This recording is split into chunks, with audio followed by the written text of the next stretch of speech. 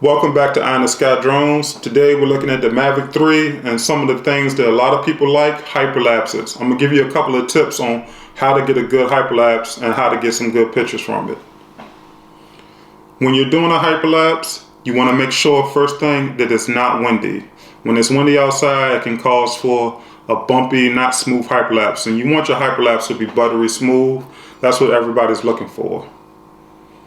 Another tip with hyperlapse is when you're doing a course lock hyperlapse, when the drone flies in a set direction, you can draw a little square around a subject, and the drone will do that kind of helicopter effect as it gets close to it and turn while still focusing on that subject. If you look at the beginning of the video on the intro, this was done using that. I kind of like the effect. It makes it pretty good.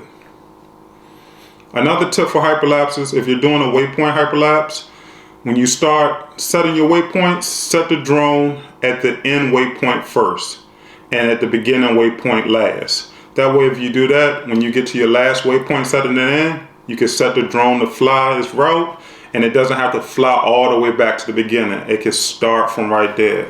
That saves a ton on battery.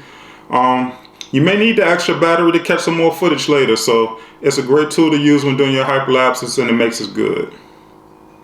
Here is an example of some botched hyperlapses on my end. Maybe it was too windy. Maybe I didn't set my waypoints right. Maybe the lighting just wasn't good.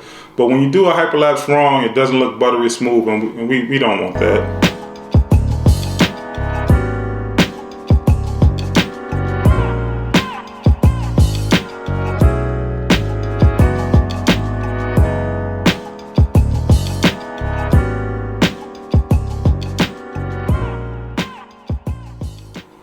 So hit the comments below. Tell me what you think about hyperlapses. Is it a tool you use often? Is it something you like to do? Always be safe and have fun flying.